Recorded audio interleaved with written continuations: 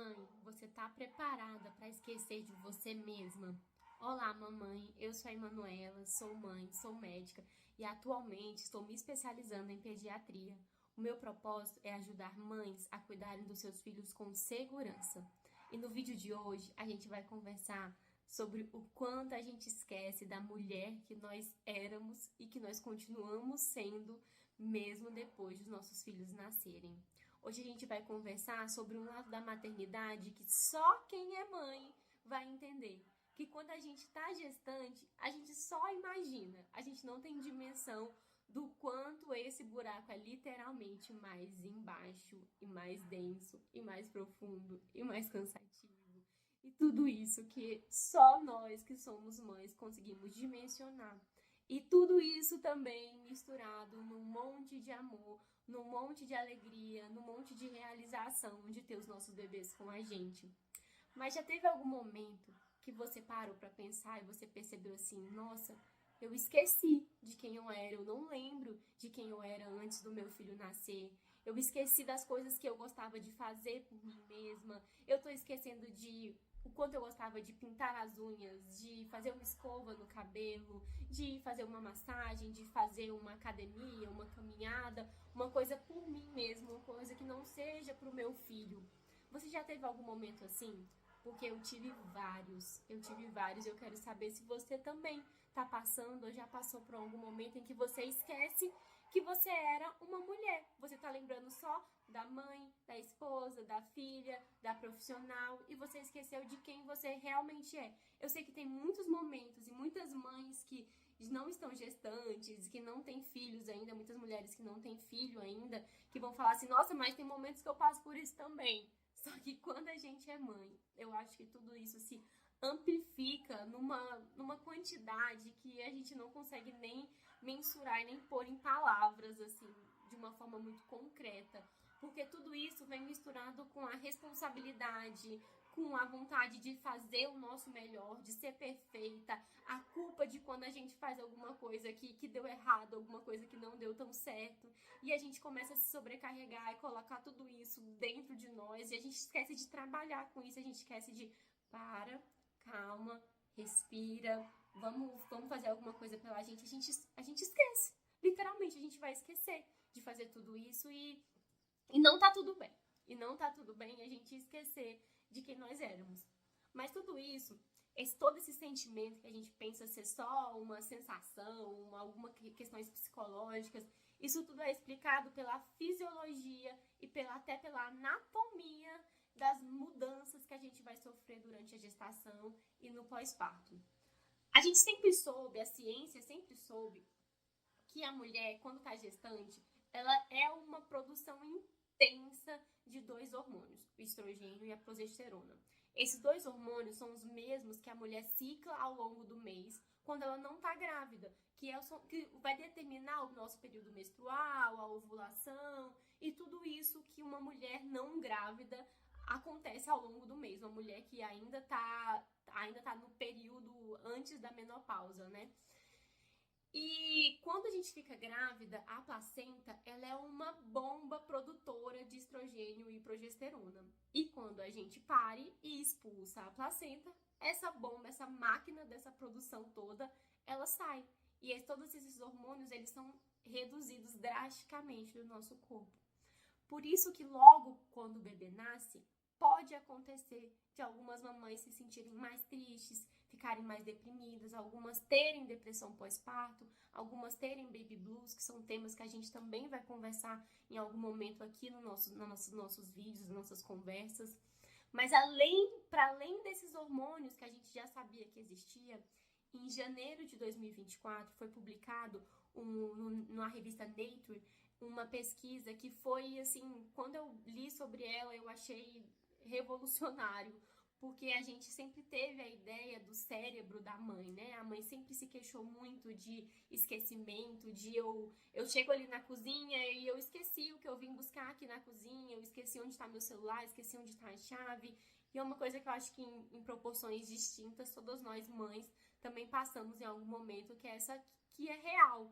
Essa perda de memória ela acontece, e essa pesquisa que foi feita e publicada, né, em janeiro do ano passado, ela trouxe muito para provar que o nosso cérebro realmente muda em questão estrutural, ou seja, não é uma fisiologia limitada ao nosso sistema reprodutor, ao nosso útero e aos nossos ovários. É uma fisiologia que muda toda no nosso corpo inteiro. Gerar uma criança, parir uma criança, amamentar uma criança, não nos permite continuar sendo as mesmas mulheres que nós éramos antes. Isso eu falo em termos de fisiologia, porque em termos de psicologia, a gente também vai mudar, e a gente sabe que muda por conta da grandeza que é gerar e ter que cuidar e criar de uma criança.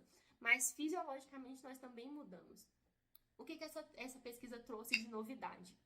Eles pegaram 110 mães, mulheres que estavam gestantes, e foram avaliando essas mulheres. Avaliaram elas gestantes e avaliaram elas também no período pós-parto, logo depois de elas parirem.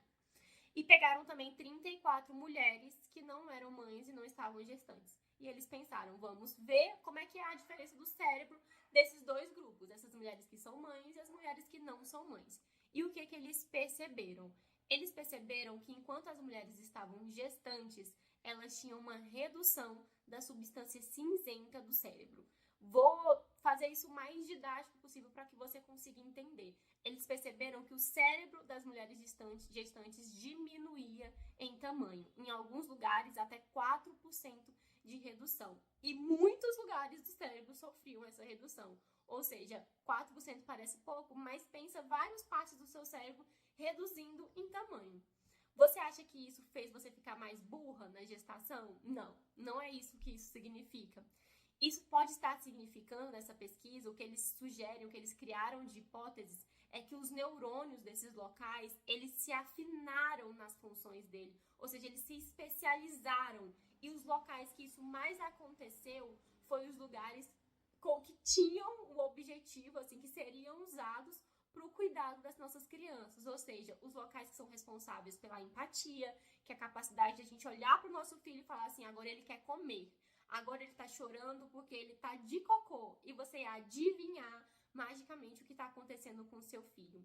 Além disso, regiões do cérebro responsáveis pela compreensão das situações que os nossos filhos estão passando, pela decisão e pela nossa capacidade de perceber situações de risco. Ou seja, durante a gestação, o nosso cérebro vai se afinando nessas funções para se preparar para cuidar da nossa cria. Ou seja, a biologia, a fisiologia que envolve a maternidade, ela é mais ou menos, pode ser comparada e melhorada, né, em relação a uma coisa instintiva que os animais têm. Mas eu não gosto muito, eu já quero adiantar, eu não gosto muito dessa ideia de nasce o filho, já nasce uma mãe. Não, eu acho que a maternidade é uma coisa que vai sendo construída todos os dias, a gente constrói um pouquinho, porque eu acho que coloca muita culpa sobre a gente pensar assim, nossa, o meu cérebro está preparado para cuidar do meu filho e eu errei em algum momento, eu tomei uma decisão errada. Não, essa culpa eu acho que ela não é válida, porque o nosso cérebro se prepara para poder tomar essas decisões, para afinar esses momentos, mas essas decisões elas não são tão inatas assim, porque ninguém adivinha nada, ninguém nasce sabendo fazer nada, e nós também não nascemos sabendo ser mães. A gente vai aprendendo isso na prática, não existe nenhum e-book no mundo, nenhum livro no mundo vai nos ensinar a sermos boas mães. A gente vai aprender isso fazendo o nosso melhor dentro das nossas possibilidades, e eu acho que isso já é suficiente na maioria das vezes. Então, voltando à pesquisa, só para dar esse adendo, não entenda essa pesquisa como uma responsabilidade de você ser perfeita, não é isso que essa pesquisa disse. Ela disse que vamos pensar que pelo amor que a gente tem por essas crianças, assim, todos os hormônios, a sensação que é ter uma criança dentro da gente, o nosso corpo todo vai se mudando, o nosso cérebro também vai afinando as ligações entre os neurônios para nos tornar capazes de cuidar dessa criança da melhor forma que for possível pra gente. Então é isso, eles perceberam que enquanto a mulher estava gestante, o cérebro diminuía de tamanho e criaram a hipótese de que seriam os neurônios se ligando com mais facilidade, vamos dizer assim, para funcionar com uma fineza mais intensa de comunicação entre os nossos neurônios e principalmente nessas áreas que seriam no futuro responsáveis pelo cuidado, ajudariam no cuidado dos nossos filhos. E no pós-parto? O que você pensa? Se você fosse chutar, assim, o que você acha que eles viram no cérebro dessa mãe no pós-parto? Será que o nosso cérebro continua diminuindo no pós-parto? Não. Eles viram que no momento após o parto, o cérebro dessas mulheres aumentava de tamanho. E essa mudança, essa inversão de estar diminuindo e depois começar a aumentar, ela é definida não somente pelo nascimento, mas como essa criança nasce. Eles perceberam que os bebês que nasceram de cesárea programada e os bebês que passaram pelo menos pela primeira fase do trabalho de parto, que são aquelas contrações mais intensas, mais regulares, mesmo que esses bebês acabassem precisando ir para uma cesárea, mas o fato de ter contrações e o fato de não ter contrações numa cesárea programada tinha também diferença na velocidade, na intensidade dessas mudanças na anatomia do nosso cérebro. Resumindo novamente, enquanto a gente está gestante, esse cérebro vai diminuindo de tamanho. Quando a gente, depois de parir o bebê, esse cérebro vai aumentando de tamanho. E sempre eles perceberam muito nesses locais do nosso cérebro que estavam associados a essa questão de decisão, de compreensão, de empatia, de perceber riscos relacionados à vida dessa criança que a gente está agora sendo responsável. Muito interessante, não é? A gente entender que a sensação que a gente tem de mudança, ela é real, não é uma coisa que a gente cria na nossa cabeça. Ela realmente existe dentro da nossa cabeça. E o cérebro da mãe, essa ideia que a gente tem de que tudo mudou, que com essa pesquisa a gente realmente conseguiu confirmar. E assim, talvez você esteja querendo saber mais sobre o que eles observaram, mas foi uma pesquisa muito inicial, porque foi um número pequeno de mães, eles analisaram coisas muito pontuais e durante toda a leitura do artigo, eles sugerem que precisa de ser analisado de forma mais intensa. Mas foi um pontapé inicial que com certeza virão novas pesquisas para tentar entender e compreender assim, mais especificamente todas essas mudanças. Mas já nos ajuda muito a entender que o quanto essa mudança de hormônios ela faz diferença em toda a nossa fisiologia, inclusive na anatomia do nosso cérebro. Isso tudo que eu expliquei para vocês chama neuroplasticidade.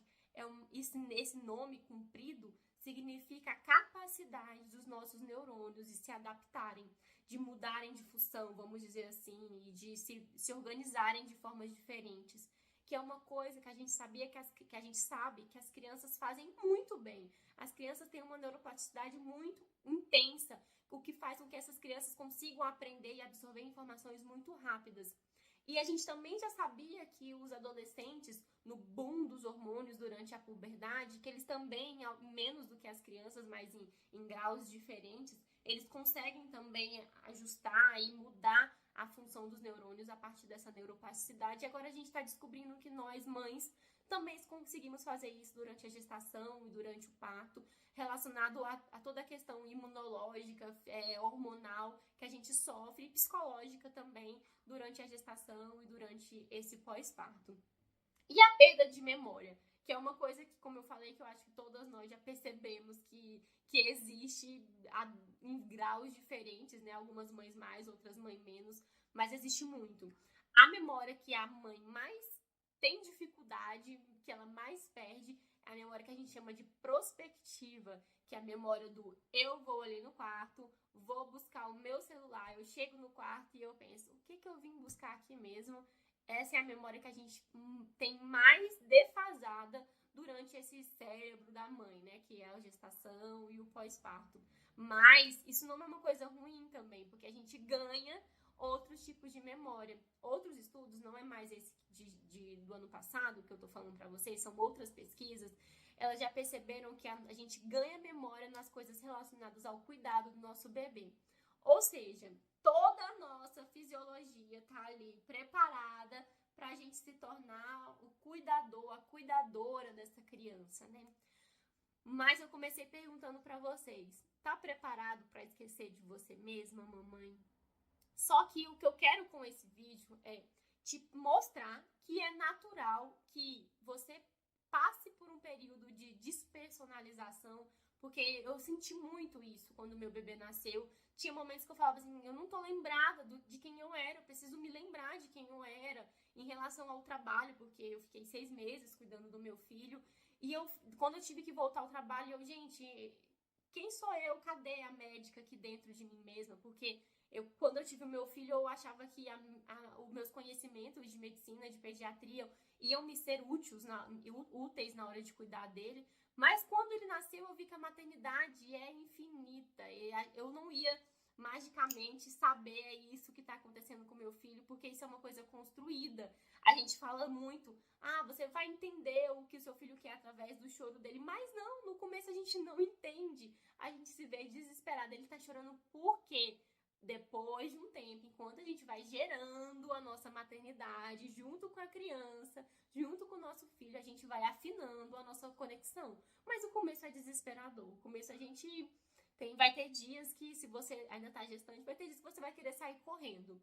E por que eu tô falando isso? Pra te assustar? Ou pra lembrar a mamãe que já passou por isso de momentos ruins? Não, não é por isso que eu tô falando. É porque o meu objetivo nesse vídeo, mãe, é te ajudar a lembrar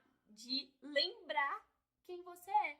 É pra ajudar a você, enquanto você tá gestante, você falar pro seu esposo, olha, assiste esse vídeo aqui, marido, pra você me ajudar, pra você ser a pessoa responsável, ou marido, ou mãe, ou amiga, a me lembrar, a falar assim, filha, esposa, amiga, você é assim, vai tirar um tempo, você sempre gostou de ir no salão fazer as unhas, você sempre gostou de ir ler um livro, você sempre gostou de dar uma volta no parque, vai lá, faz isso por você, porque, gente, se a nossa rede de apoio não nos ajudar a fazer isso, é muito difícil que a gente consiga lembrar de nos cuidar enquanto a gente está cuidando do nosso filho, porque a nossa atenção fica toda voltada para ele, a gente se torna 100% mães em tempo integral. Nossa cabeça só funciona para a maternidade, para os cuidados do nosso filho. A gente precisa ser lembrada, porque senão vai chegar um momento que a conta vai ser cobrada e cobra muito caro, porque essa sobrecarga toda vai virando uma bola de neve,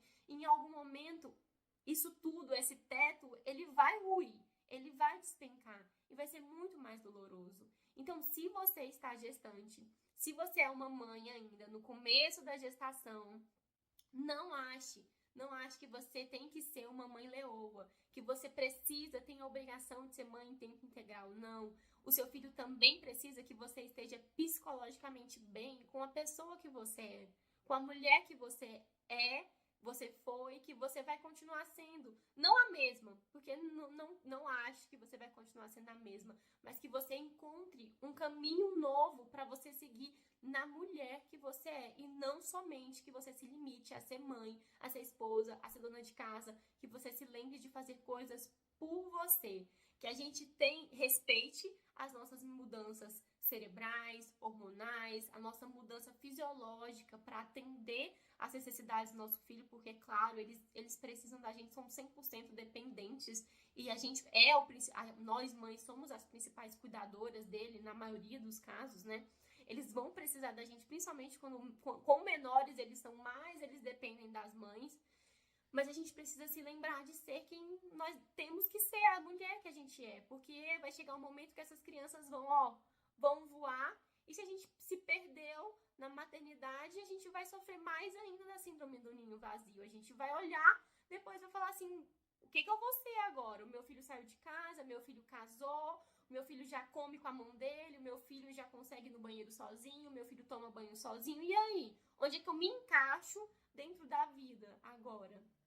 Por isso, o meu objetivo nesse vídeo é te lembrar de pedir socorro, peça socorro, programe com a sua rede de apoio o limite até onde você está disposta a ir no esquecer de você mesma. O limite que você está disposta a ir em abrir mão de coisas que você gosta de fazer por você. Pense sobre isso durante a gestação.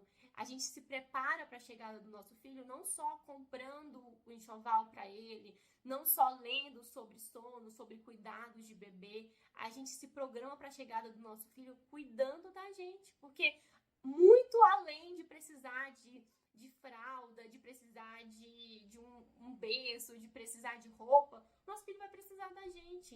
Ele vai precisar da gente muito mais do que de qualquer outra coisa. E ele vai precisar que a gente esteja bem, porque o nosso filho absorve todos os nossos sentimentos. As crianças, elas são esponjas. A gente pensa que um bebê pequenininho não percebe uma briga, um estresse, uma tristeza da mãe, mas ele percebe tudo. E como a criança passa por um período que a gente chama de esterogestação, que ele, ali até os 3 meses de vida, ele ainda acha que está dentro da barriga da mãe, ele ainda acha que é a mesma pessoa que a mãe, até enquanto ele é pequenininho, ele vai absorver mais ainda tudo isso. Por isso que estar bem, lembrar quem nós somos, fazer coisas por nós mesmas, faz toda a diferença, inclusive, no cuidado dos nossos filhos. Isso não é egoísmo, isso, inclusive, é cuidar deles, porque você precisa estar bem para cuidar do seu filho. Compartilhe esse vídeo com quem você quer que entenda, com quem você quer que compreenda, com seu esposo, com o pai, com a mãe, com os seus familiares, com os seus amigos, para que eles entendam que você vai mudar.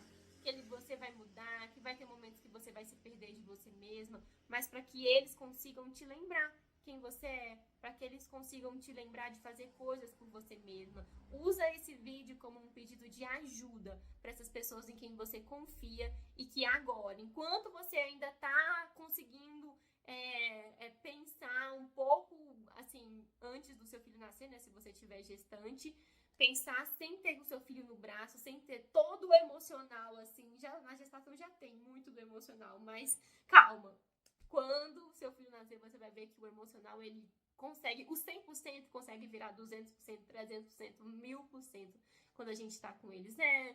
É sublime, é divino ser mãe, mas é muito cansativo. E é para esses momentos muito cansativos que você vai precisar de parar, respirar um pouco e cuidar de você mesma, para depois você voltar e conseguir entregar o seu melhor para o seu filho.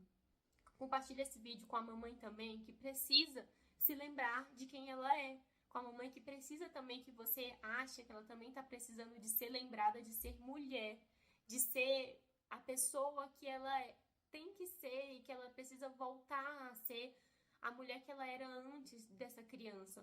Porque, como eu falei, nós vamos mudar, mas nós precisamos lembrar de mudar dentro daquilo que nós somos enquanto mulheres. Não só mudar sendo mãe, mudar sendo cuidadoras, mudar sendo esposas. A gente precisa melhorar a nossa vida como mulher. Eu espero que esse vídeo tenha te ajudado e que você consiga se lembrar de ser você mesma e não só de girar em torno do seu filho.